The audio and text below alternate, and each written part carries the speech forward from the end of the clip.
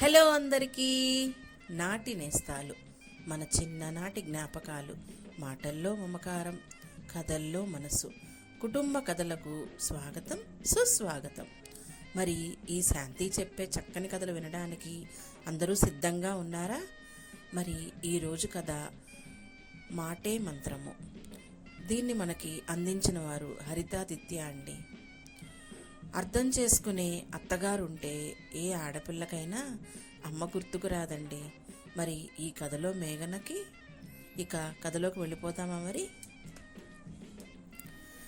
ఎందుకో ముభావంగా ఉంది ఇందిర. పోయిన వారమే వచ్చింది కొడుకు ఆకాష్ ఇంటి నుంచి. ఆకాష్కి పెళ్లి చేసి 6 నెలలైంది. వేరు కాపురం ఉంటున్నారు ఆకాష్ దంపతులు. ఆఫీస్ దగ్గరలో ఇల్లు తీసుకొని వారాంతాల్లో వచ్చి వెళ్తూ ఉంటారు. ఒక వారం తన కొడుకు ఇంట్లో ఉండి వాళ్ళ కొత్త కాపురం చూసి మురిసిపోవాలని సంబరపడుతూ వెళ్ళింది ఇందిర. కానీ వెళ్లే ముందు ఉన్న ఉత్సాహం వచ్చాక లేదు. ఏమైంది అంటే ఏమీ లేదు అంటుందే తప్ప అసలు విషయం చెప్పట్లేదని భర్త రామారావు ఆదుర్దా పడుతున్నాడు. అప్పటికి కొడుకుకి ఫోన్ చేసి అడిగాడు, ఏమైనా జరిగిందా, అమ్మ అక్కడ ఎలా ఉంది అని.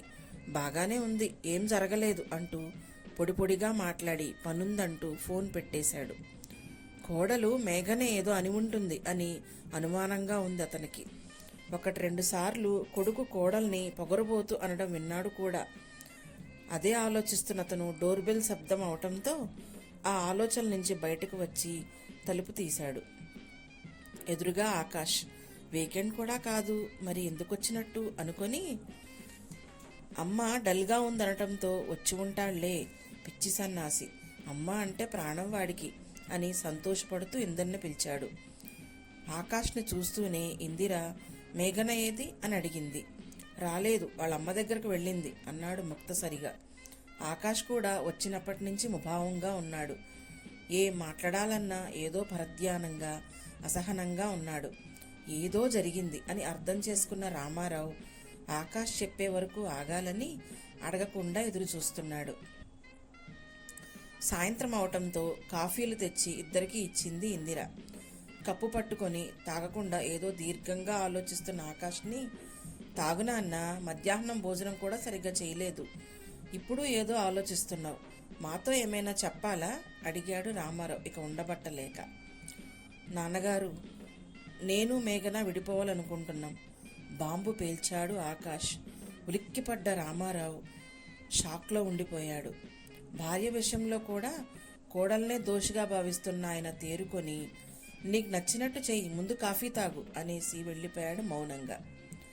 ఇవన్నీ వింటూ కూడా ఏమీ పట్టించుకోకుండా చాలా మామూలుగా కాఫీ కప్పులు తిరిగి తీసుకెళ్తున్న ఇందిరను చూసి ఆశ్చర్యపోయారిద్దరు. ఈ సంభాషణ జరిగిన కాసేపటికి మొక్కలకి నీళ్లు పోయటానికి డాబా మీదకి వెళ్ళింది ఇందిర. తన రోజువారీ పనుల్లో భాగంగా ఆకాష్ కూడా వెనకే వెళ్ళి తల్లి చేపట్టుకొని అక్కడే వారు కూర్చొని మాట్లాడుకునేందుకు కట్టించుకున్న సిమెంట్ అరుగు మీదకు తీసుకువచ్చి కూర్చోబెట్టాడు. ఏమ్మా, నేను చూస్తూనే ఉన్నాను, నాతో అస్సలు మాట్లాడటం లేదు, ఇంకా ఆ సంఘటనే తలుచుకుంటున్నావా అని అడిగాడు. మోటార్ వేసి నీళ్లు నిండాయా లేదా ట్యాంక్లో అని చూడటానికి వచ్చిన రామారావు వీరి మాటలు విని అక్కడే ఆగిపోయాడు. అటువైపు తిరిగి కూర్చున్న ఆకాష్ ఇందిరలు రామారావు రాకని గుర్తించలేదు. చెప్పమ్మా మళ్ళీ అడిగాడు ఆకాష్ బతిమాలుతున్నట్టుగా. ఆమె ఆకాష్ చేతుల్లోంచి తన చేయి విడిపించుకుంది. తీక్షణంగా ఆకాష్నే చూస్తూ, మేఘన మీద చేయి చేసుకుని నువ్వు చాలా తప్పు చేశావు, నీ వ్యక్తిత్వాన్నే కాదు మా పెంపకాన్ని కూడా పాతాళంలోకి నెట్టావు అంది. ఏదో జరిగింది, కొడుకు కోడలపై చేయి చేసుకునేంత దూరం వెళ్ళింది. ఇందిర చెప్పనే లేదు. బహుశా తనకి కోపం వస్తుందని ఆగిందా, లేక బాధపడతాననుకుందా, తెలియడం లేదే అని రకరకాలుగా ఆలోచిస్తున్నాడు. దగ్గరకు వెళ్ళి అడిగే కంటే పూర్తి విషయం తెలుసుకుందామని అక్కడే ఆగి వింటున్నాడు రామారావు. నువ్వే చూశావుగా, తను ఎన్నేసి మాటలన్నదో, చాలా పొగరు అన్నాడు ఆకాష్ కోపంగా. నాకేం అలా అనిపించలేదే, నువ్వు అన్నదానికి తగిన సమాధానం చెప్పింది, అది నువ్వు ఒప్పుకోలేకపోయావు దృఢంగా అంది ఇందిర. ఇన్ని రోజులు కోడలదే తప్పనుకుంటున్న రామారావు ఇది విని ఆశ్చర్యపోయాడు. సరే, ఇంతకీ విడాకులెందుకు? నిర్ణయం తీసుకునే ముందు మీ పెళ్లి జరిపించిన మేం గుర్తుకు రాలేదా? సూటిగా అడిగింది ఇందిర. దెబ్బ మాది అంటే నొప్పి కూడా మాకే కదా అన్నాడు ఆకాష్ ఏదో సినిమాలో పంచ్ డైలాగ్ లాగా. నిజమే, కానీ మేము ఆ దెబ్బలకి మందో మంత్రమో వేయగలమా లేదా అనేది కూడా చూడాలిగా అంది అదే స్టైల్లో. అమ్మా, ఎప్పుడూ గొడవలే, తన ఏడుపులే. ఇలా కలిసి బతికే కంటే విడిపోవటమే బెటర్. అయినా ఈ రోజుల్లో విడాకులనేది చాలా కామన్. ఇష్టం లేకపోతే విడిపోవచ్చు అన్నాడు తేలికగా. ఒప్పుకుంటా, కానీ అవి ఎలాంటి గొడవలు, పరిష్కారం ఉన్నవా లేనివా అని కూడా ఆలోచించాలి కదా అంది. నువ్వు చూడలేదా అమ్మా, అన్నిటికీ వాదిస్తుంది, ఒక్క పని కూడా రాదు. నువ్వు ఉన్నప్పుడు కూడా మొత్తం నీతోనే చేయించింది తెలివిగా. ఏదైనా తిడితే చాలు పొడుచుకు వచ్చేస్తుంది, మాట పడదు. అసలు తనని కాదు, అలా పెంచిన వాళ్ళ అమ్మా బాబుని అనాలి ఆవేశంగా చెప్తున్నాడు ఆకాష్. నేను ఫ్రెండ్స్ ఇంటికి వెళ్తే తను కజిన్స్ ఇంటికి వెళ్ళిపోతుంది, నాతోనే రావాలి కదా అని అడిగితే నువ్వే నాతో రా అంటుంది. ఎంత పొగరో, నీకు గుర్తుంది కదా ఆ రోజు ఏం జరిగిందో. ఎంత ధైర్యం, అహంకారం, నిన్నే అంటుందా? రెచ్చగొట్టే ప్రయత్నం చేస్తున్నాడు ఆకాష్. ఏమన్నది అంత తప్పుగా? ఇలా పెంచారేంటత్తయ్యా అంది. నీ ప్రవర్తన చూశాక ఆ మాట నాకేం తప్పుగా అనిపించలేదే. ఎప్పుడూ తనే నీ ఫ్రెండ్స్ ఇళ్ళకు రావాలా, బంధువుల ఇళ్ళకు రావాలనే పంతం ఎందుకు నీకు? కొన్నిసార్లు నువ్వు తనతో వెళ్ళొచ్చు కదా. ఇక పనులంటావా, ఈ చదువులు ఉద్యోగాల్లో ఇంటి పనులు నేర్చుకునేంత తీరిక దొరకడం లేదు కదా. నేర్చుకుంటుందిలే నెమ్మదిగా అంది. ఎప్పుడు తనని సమర్థించే అమ్మ ఈసారి ఇలా కోడల్ని వెనకేసుకొస్తుండటం చూసి ఆకాష్కి చాలా ఆశ్చర్యం వేసింది. కాసేపు మౌనంగా కాలం గడిచింది.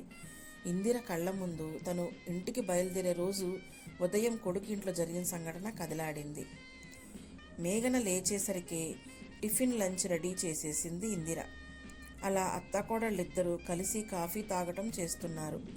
4 రోజులుగా కాఫీ తాగుతూ కబుర్లు చెప్పుకుంటున్నా వాళ్ళ దగ్గరికి వచ్చాడు ఆకాష్ తన కాఫీ కప్పుతో.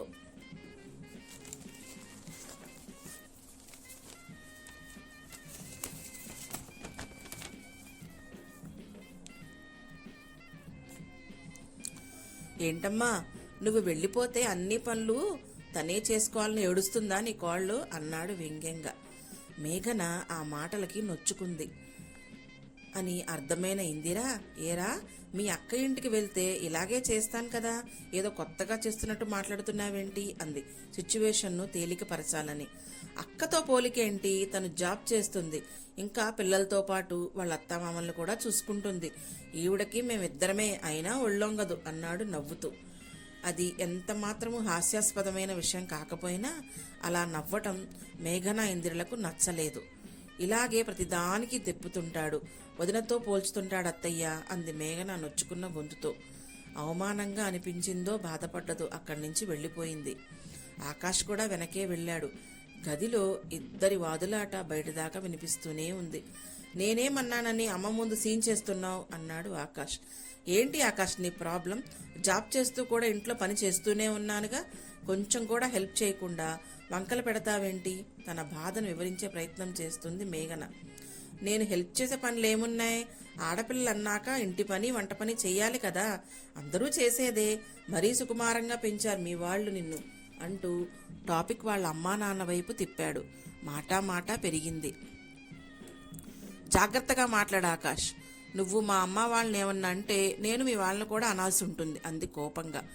ఆ మాటలు నచ్చని ఆకాష్ ఆవేశంతో మేఘన చెంప చెళ్ళుమనిపించాడు. కన్నీళ్లతో బయటికి వచ్చిన మేఘన ఇందిరను చూస్తూ ఇలా పెంచారేంటత్తయ్య అంటూ ఆఫీస్ బ్యాగ్ తీసుకొని వెళ్ళిపోయింది. ఆ క్షణం నుంచి ఇందిర మౌనంగా ఉండిపోయింది. నా మీద నీకు కోపం వచ్చిందని అర్థమైందమ్మా, కానీ నేను కావాలని కొట్టలేదు, తనే రెచ్చగొట్టింది అన్నాడు ఆకాష్ తనని తాను సమర్థించుకుంటూ. ఆ మాటకి మళ్ళీ ప్రస్తుతంలోకి వచ్చిన ఇందిర, అవునా, ఎన్నోసార్లు నేను కూడా నిన్ను తిట్టాను, మరి నన్ను కొట్టలేదే? ఓహో అమ్మని కదా అని సంస్కారం అడ్డం వచ్చిందేమో. సంతోషం. మరి ఆఫీస్లో మీ బాస్ కూడా బాగా విసిగిస్తున్నాడని ఆఖరికి రిజైన్ చేద్దామని కూడా అనుకున్నావు కదా, మరి అంతలా విసిగించిన మీ బాస్ని కొట్టలేదే? జాబ్ కోసం అని సహనంతో భరించావు. మరి నీ భార్య మీద చేయి చేసుకునే ముందు ఆ సంస్కారం సహనం ఏమైపోయాయి? భార్యగా భరించాలి అని గ్రాంటెడ్గా తీసుకున్నావా? తను తిరిగి కొడితే ఇక అలా ఒకరిని ఒకరు కొట్టుకుంటూ తిట్టుకుంటూ పోతే ఈ చదువులు పెద్ద పెద్ద ఉద్యోగాలు ఎందుకు, సంస్కారం లేని చదువు దండగా అంది కఠినంగా తలదించుకున్నాడు ఆకాష్. మొదటి నుంచి ఇంటి బాధ్యతతో పాటు పిల్లల పెంపకం కూడా ఇందిరకే ఇచ్చాడు రామారావు. అన్నీ సమర్థవంతంగా చేసే భార్య అంటే నమ్మకం. ఉద్యోగం, పిల్లలు, తన తల్లిదండ్రులు, ఇలా అన్నిటినీ అందరినీ చూసుకునే ఇందిర రామారావుకి ఒక ధైర్యం. ఇందిర అంటే రామారావుకి ఒక ధైర్యం. అన్ని వేళలా అన్నీ సమకూరుస్తూ అందుబాటులో ఉండే అమ్మకి పిల్లలు దగ్గరవటం సహజం. అలాగే ఇందిరకు కొడుకు ఆకాష్, కూతురు నిత్యలే స్నేహితులు. అన్నీ తనతో పంచుకోవడంతో పాటు ఏ సమస్య వచ్చినా తన సలహాలు తీసుకుంటారు. 2 ఏళ్ల క్రితం కూతురు నిత్య కూడా ఇలాగే మెట్టినింట సమస్య అని ఇంటికి వస్తే చాలా రకాలుగా మంచి మాటలు చెప్పి పంపించింది ఇందిర. ఏం మంత్రం వేసిందో కానీ నిత్య కాపురం బాగానే సర్దుకుంది. ఒకసారి పండక్కి వచ్చిన వియ్యాల వారు అల్లుడు నిత్యని మెచ్చుకుంటూ ఉంటే గర్వపడ్డాడు రామారావు. కాబట్టి కొడుకు కూడా ఏదో మంచి మాటలే చెప్పి కాపురం సర్దుతుంది అని వారిని డిస్టర్బ్ చేయకుండా అక్కడ నిలబడి ఏం చెప్తుందా అని వింటున్నాడు.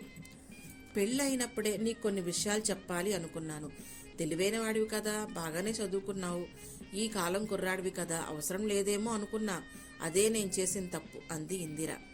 ఆడపిల్లలకి చెప్తారు కానీ నాకు చెప్పేదేంటమ్మా విసుగ్గా అన్నాడు ఆకాష్. నిజమే, ఆడపిల్లలు వేరే ఇంటికి వెళ్తారు కాబట్టి వాళ్ళకి చెప్పేవారు. కానీ ఇప్పుడు ఉద్యోగాలని, ప్రైవసీ అని మగపిల్లలు కూడా పెళ్ళయ్యాక దూరం వెళ్తున్నారు. తప్పొప్పులు చెప్పే పెద్దవారు పక్కన ఉండటం లేదు. మనల్ని నమ్మి పెళ్లి చేసి పంపిన ఆడపిల్ల తల్లిదండ్రులకు సమాధానం చెప్పాలి. కాబట్టి నన్ను అడిగితే మగపిల్లలకు కూడా జాగ్రత్తలు చెప్పడమే కరెక్ట్ అంటాను అంది ఇందిర. అయోమయంగా చూస్తున్న ఆకాష్ తలనిమురుతూ నిన్ను ఒక విషయం అడగనా అంది. అడుగు అన్నట్లు తలూపాడు ఆకాష్. పెళ్లికి ముందు ప్రిపేర్డ్గా ఉన్నావా పెళ్లి చేసుకోవటానికి అని అడిగాను. అవును అన్నావు. ఏం ప్రిపేర్ అయ్యావు అని అడిగింది. మంచి జీతం, ఆరోగ్యంగా ఉన్నాను, ఇల్లు కొన్నాను, వయసు కూడా 25 దాటింది, ఇంకేం కావాలి అన్నాడు ఒకంత గర్వంగా. ఉన్నాయి, 2 ముఖ్యమైనవి ఉన్నాయి. ఏంటమ్మా అవి? గౌరవం, స్వేచ్ఛ. అర్థం కానట్టు చూస్తున్న ఆకాష్తో మళ్ళీ చెప్పింది. భార్య ఇష్టాయిష్టాలను గౌరవించటం, తన జీవితం తన చేతుల్లోనే ఉంది అనిపించేంత స్వేచ్ఛగా బతకనివ్వటం. ఆ మాటలు నచ్చనట్టు మొహం పెట్టాడు ఆకాష్. అది గమనించిన ఇందిర నీకు వివరంగా చెప్తాను, ఓపిగ్గా వింటావా అని అడిగింది. ఓ అన్నాడు ఆకాష్. మా అమ్మమ్మ వాళ్ళ తరంలో తాతయ్య వాళ్ళు పొలం పనులు చేస్తూ బయట పనులు కూడా చేస్తూ ఉంటే మా అమ్మమ్మ 10 మంది పిల్లల ఆలనా పాలన, ఇళ్ళు, గొడ్లు అన్నీ చూసుకునేది. ఆర్థికంగా ఎలా ఉన్నా ఎవరి బాధ్యతలు వారివి. ఒకరిని ఒకరు అర్థం చేసుకుని గుట్టుగా అన్యోన్యంగా కాపురం చేసుకునేవారు. తరువాత తరం అంటే మా అమ్మ తరానికి వచ్చేసరికి గవర్నమెంట్ ఉద్యోగాలు వచ్చే రోజులవి. మగవారు ఉద్యోగాలకు వెళితే ఇంట్లో 5, 6 పిల్లలతో వచ్చిపోయే బంధువుల పెట్టిపోతలతో సంసారాలు లాక్కొచ్చారు అప్పటి ఆడవారు. అయినా భర్తే ఆ ఇంటికి యజమాని. భార్య అన్ని సపర్యలు చేసేది, చెయ్యాలి కూడా. ఇక మా దాకా వచ్చేసరికి ఇంట్లో ఉండే ఆడవారు కొందరైతే వేడినీళ్ళకి చన్నీళ్ళు అన్నట్టు ఉద్యోగాలు చేసేవారు మరికొందరు. ఉద్యోగం చేస్తున్నా సరే ఇంటి పనుల్లో మగవారు సహాయం తీసుకునేవారు కాదు. ఒకవేళ అడిగినా అత్తగారు, మామగారు, ఇరుగుపొరుతో సహా తప్పు పడతారు. తరాలు మారే కొద్దీ ఎక్కడో ఆడవారికి, ముఖ్యంగా భార్యలకి గౌరవం ఇవ్వటం తగ్గింది. ఆఫీసుల్లో చికాకులు, ఆర్థిక ఇబ్బందులు, ఇలా ఏమున్నా విసుగు చూపించేది భార్య మీదే. అన్నీ చేస్తూ కూడా మాటలు భరించి ఆ భర్తని అనుసరిస్తేనే ఆ స్త్రీ ఉత్తమ ఇల్లాలు అనిపించుకుంటుంది. నా విషయమే తీసుకుంటే టీచర్ ఉద్యోగం చేస్తూ 2 పిల్లల్ని మీ నానమ్మ తాతయ్యలతో పాటు మీ బాబాయిల పెళ్ళిళ్ళు, అత్తయ్యలకు పెట్టిపోతలు అన్నీ చూసే నాకు చిరాకులు ఉండవా? డబ్బు సమస్య ఒక్కటే కాదుగా, చాకరీ ఉంటుందిగా. అది ఎవరైనా అర్థం చేసుకునేవారా? భర్త మీద కోపం చూపించకూడదు. పిల్లలు పసివారు, అత్తమామలు తల్లిదండ్రులతో సమానం. మా ఫ్రస్ట్రేషన్ ఎలా తీర్చుకోవాలో తెలియక ఏడుస్తాం. నిస్సహాయంగా ఓర్చుకోలేక ఎప్పుడైనా అమ్మా వాళ్ళకు చెప్తే సర్దుకోవాలి. సహనం ఆడవారికి దేవుడిచ్చిన వరం. అన్నీ చేయగల నేర్పు ఆడవారికి పుట్టుకతో వస్తుంది అనేవారు. అలా మమ్మల్ని మానసికంగా ప్రిపేర్ చేసేవారు. సూపర్ ఉమెన్ ముసుగులో ఎంత స్ట్రెస్నైనా పంటి బిగువన ఓర్చుకునేవాళ్ళం. ఇప్పుడు ఆ పరిస్థితులు లేవు. అందరికీ ఒకరు లేదా 2 పిల్లలు. అది ఆడైనా మగైనా సమానంగా పెంచుతున్నారు. అన్నింట్లో ఆడపిల్లల్ని కూడా ప్రోత్సహిస్తున్నారు. అలా చిన్ననాటి నుంచి సమానత్వానికి అలవాటు పడిన ఆడపిల్లలు పెళ్ళయ్యాక మాత్రం భర్త ఎక్కువ, ఏమిటో ఎందుకో అర్థం కాక తికమక పడిపోతున్నారు. అక్క కూడా అలానే సఫర్ అయింది అప్పట్లో. అన్నింట్లో నెగ్గుతూ ఎన్నో దాటుతూ ఇంత దూరం వచ్చిన ఆడపిల్లల్ని ఈ పెళ్ళి అనే దాంట్లో భర్త అనే పరీక్ష పెట్టి మళ్ళీ పాత రోజు వైపు తీసుకెళ్తున్నాం. నీ విషయమే తీసుకుందాం. నీకు వంట వచ్చు కదా, పెళ్ళయ్యాక సరదాకి కాదు కదా, కనీసం మేఘన జ్వరంతో ఉన్నప్పుడు కూడా నువ్వు వంట చేయలేదు ఎందుకు? సూటిగా అడిగింది ఇందిర. నా వంట అలవాటైతే తను చేయడం మానేస్తుందని నసిగాడు ఆకాష్. ఎందుకలా అనుకున్నావు అని అడిగింది ఇందిర. రమేష్ అన్నయ్య చెప్పాడు, టక్కుమని చెప్పాడు ఆకాష్. నీకంటూ ఆలోచన లేదా? వాళ్ళు వీళ్ళు చెప్పగానే వినేస్తావా? రమేష్ అన్ననే విడాకులు తీసుకుని ఒంటరిగా ఉన్నాడు, నీకేం సలహాలిస్తాడు? అన్ని బంధాల్లోకి పవిత్రమైనది వివాహ బంధం. అది ఇప్పటి రోజుల్లో నిలబెట్టుకోవడం కష్టతరం అవుతుంది. మేఘన వాళ్ళ అమ్మా నాన్నలకు ఒక్కతే కూతురు, అల్లారు ముద్దుగా పెంచుకున్నారు. నీతో సమానమైన చదువు, జీతం, ఆస్తిపాస్తులున్నా పిల్లని నీకిచ్చి ఎందుకు పెళ్లి చేశారు? ఇంత ముద్ద అన్నం పెడతావనా? తలదాచుకోవటానికి ఇల్లు ఇస్తావనా? లేక వాళ్ళ పిల్ల వాళ్లకు భారమైందా? వారి తర్వాత వారిలా చూసుకుంటావని, జీవితాంతం తోడుగా ఉంటావని, పిల్లా పాపలతో ఇద్దరూ సుఖంగా ఉంటారని. మనం కూడా అక్కగా పెళ్లి చేసేటప్పుడు ఇలానే అనుకున్నాం కదా. మరి ఇప్పుడు ఎందుకు ఇలా మారిపోయావు? మాటకి ముందో వెటకారం, వెనకో వెటకారం. ఎక్కడ నేర్చుకున్నావిది? పెళ్లి చేసుకునేది తోడు కోసం, మీకంటూ ఒక జీవితం ఉండటం కోసం. మేఘన నీతో కలిసి బతకాలని వచ్చింది, నీ కింద బతకాలని కాదు. కాలానికి అనుగుణంగా మన మనస్తత్వం మారాలి. ఒక్కసారి ఊహించుకో, అధికారాలు, అహంకారాలకు బదులు బాధ్యతలు, ప్రేమలు ఉంటే ఆ కాపురం ఎంత అందంగా ఉంటుందో. వేరువేరు కుటుంబాలు, అలవాట్లు, ఆచారాల నుంచి వచ్చిన ఇద్దరు ఒకే జీవితం, ఒకే కుటుంబంగా మారటమే వివాహ వ్యవస్థ. దీన్ని నిలుపుకునే బాధ్యత నీ మీదే ఎక్కువ శాతం ఉంది. అసలు ఇద్దరూ కలిసి టీ తాగటం, డిన్నర్ ప్రిపేర్ చేసుకోవటం, కబుర్లు చెప్పుకుంటూ తినడం చేయండి. మార్పు నీకే తెలుస్తుంది. తను నా మనిషి అన్న అభిమానంతో చూడు, అన్నీ అవే సర్దుకుంటాయి. ఆ ఇంటి యువరాణి నీ ఇంటి మహారాణి. మీ తరం మగపిల్లలైన ఆ పాత ఆలోచనలు వదలండి. మీ విలువల్ని కాపాడుకుంటూ మీ భార్యకు తగ్గ గౌరవాన్ని ఇవ్వండి. చివరిగా ఒక్క మాట, వాళ్ళ అమ్మా నాన్నల్ని హేళన చేయటం, అమర్యాదగా మాట్లాడటం చాలా తప్పు. అంత సంస్కారహీనంగా ప్రవర్తించకు. మనల్ని నమ్మి వాళ్ళ ప్రాణాన్ని మన ఇంటికి పంపారు, మనము అంతే ప్రాణంగా చూసుకోవాలి. నేను చెప్పినవి ప్రయత్నించి చూడు. అప్పటికీ మీరు కలిసి ఉండలేము అనుకుంటే విడాకులనే ఆప్షన్ ఎలాగో మీకు అందుబాటులోనే ఉంటుంది కదా. ఇందిర తన సుదీర్ఘ ఉపన్యాసం ముగించి ఆకాష్ని చూసింది. తన మాటలు ప్రభావం చూపిస్తున్నట్టు అనిపించాయి. అది గ్రహించిన ఇందిర కిందకు వెళ్లేందుకు లేచింది. వాళ్ళు రావడం చూసిన రామారావు గబగబా కిందకు వెళ్ళిపోయాడు. 2 ఏళ్ల తర్వాత ఆకాష్ మేఘన్లకి పన్నంటి బాబు పుట్టాడు. ఆ రోజే నామకరణం జరిగింది. 3వ నెల కావటంతో బాబుతో సహా అత్తవారింటికి పంపుతున్నారు. అన్నీ సర్దుతున్నారు. మేఘన ఆమె తల్లి మనవణ్ణి ఎత్తుకొని మురిసిపోతున్న ఇందిర చేయి పట్టుకొని బాబుని ఆడపడుచుకు ఇచ్చి గదిలోకి లాక్కొచ్చింది మేఘన. థ్యాంక్స్ అత్తయ్య, ఇలాంటి రోజు ఒకటి వస్తుంది అని అనుకోలేదు, మీ వల్లే ఇదంతా అంది. పక్కనే ఉన్న మేఘన తల్లి, నిజం వదిన, అప్పగింతల రోజు కన్నా ఈరోజు ధైర్యంగా సంతోషంగా పంపిస్తున్నాను మా అమ్మాయిని అంది. నా ఫ్రెండ్స్ అందరూ ఆకాష్ లాంటి భర్త రావడం నీ అదృష్టం అంటారు. నేను వాళ్ళకు చెబుతూ ఉంటా, మా అత్తయ్య లాంటి అత్తగారు రావటం మరీ అదృష్టం అని. చెమర్చిన కళ్ళతో ఒకరికొకరు హత్తుకున్నారు అత్తాకోడళ్ళు ఆనందంతో. మనసు నిండిపోయిన ఇందిర దూరంగా వియ్యంకుడితో కబుర్లు చెప్తూ సామాను సర్దుతున్న రామారావుని చూసింది. ఆ రోజు తర్వాత రామారావులో వచ్చిన మార్పు చూసి వాళ్ళ సంభాషణ విన్నాడని అర్థం చేసుకుంది. ఇన్నేళ్లకు తన వైవాహిక జీవితంలో కూడా పెద్ద మార్పులు రావటం, ముఖ్యంగా భర్త తన వాళ్ళకి తన ఇష్టాయిష్టాలకు గౌరవం ఇవ్వటం చూసి మనసులోనే సంబరపడిపోయింది. మీ ఆధ్వర్యంలో మీలానే పెంచుతా అత్తయ్య అంటున్న మేఘనని చూసి ఆకాష్ మేఘనలు ముచ్చటైన కాపురాన్ని చూసి మురిసిపోతుంది ఇందిర. కథ మీకు నచ్చిందా అండి? నా కథలు మీకు నచ్చినట్లయితే లైక్ చేసి సబ్స్క్రైబ్ చేసుకోగలరు. మీ శాంతి.